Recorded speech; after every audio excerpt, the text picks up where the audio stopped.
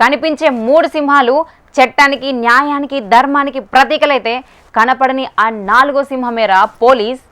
అగో ఏమైందిల్లా గట్ల చూస్తున్నారు?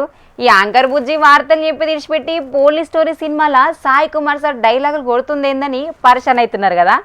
అస్సలు ముచ్చటి చూడుర్రి, ఆ 4వ సింహం కథ ఏందో మీకే తెలుస్తుంది గాని. అగో చూసిండ్రు కదా, 4వ సింహం 3వ కన్ను తెరిచినట్టే ఉన్నది. ముంగటున్నది ఆడి మనసులను సుతం చూడకుండా అడ్డం వచ్చిందని పక్కకెట్లా ఈసిరి వారెత్తున్నాడా?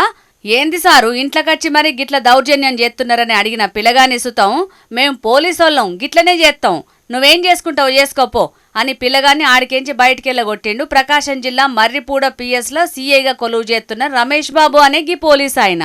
మరి ఎస్ఐ సార్ ఎందుకు గీల మీద గింతగనం గరమైందంటే, గీ నడమనే ఆడున్న ఒక గుల్లె చోరీ జరిగిందట. ఈ గీల దుకాణంలో సీసీ కెమెరాలు ఉన్నాయి కాబట్టి గా దొంగోడేమన్నా బాట వంటిపోయిన వీడియోలు రికార్డ్ అయినాయేమోనని ఫుటేజ్ కోసం దుకాణానికి పోయిండ్రట పోలీసోళ్ళు. మీ దుకాణంలో ఉన్న సీసీ ఫుటేజ్ కావాలని అడిగిండ్రట పోలీసోళ్ళు. ఇక ఇప్పుడు మా ఇంటి ఆయన లేడు సారు, గా సంగతి ఏందో మాకు తెలియదు, ఆయన వచ్చినాక రానని చెప్తే ఆళ్ళ మీదకే గరమైండట ఎస్ఐ సారు. పోలీసోళ్ళకే అడ్డు చెప్తారా మీరు? గది ఎట్లా తీసుకోవాలనో నాకు తెలుసు అని చెప్పి దుకాణంలో వచ్చిండు గిట్లా. అగో గట్లెట్లా లోపలికి వస్తారు సారు? మా దుకాణంలోకి రానికి మీకేం పనని గీమే అడ్డుపడే వరకు గీ తిరగ చేసిండన్నట్టు సారు.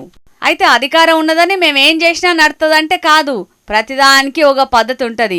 గంతేగాని ఇష్టం వచ్చినట్టు ఇంటి మీదకొచ్చి దౌర్జన్యం చేసుడేందని 4వ సింహం మీద గరమైండ్రు గీ ముచ్చటెరకైన ఆడున్న పబ్లిక్ అందరూ. గంతే కదనుల్లా, ఒకవేళ విచారణకు దుకునపోలు సహకరించలేదని పోలీసులకు కోపం వచ్చినా దాని మీద చట్ట ప్రకారం నడవాలి గాని గిట్లా ఆడోళ్ల మీద దౌర్జన్యం చేసుడైతే మంచి పద్ధతి కాదని అనబట్టిరు చాలా మంది గీ ముచ్చటెరకైన పబ్లిక్.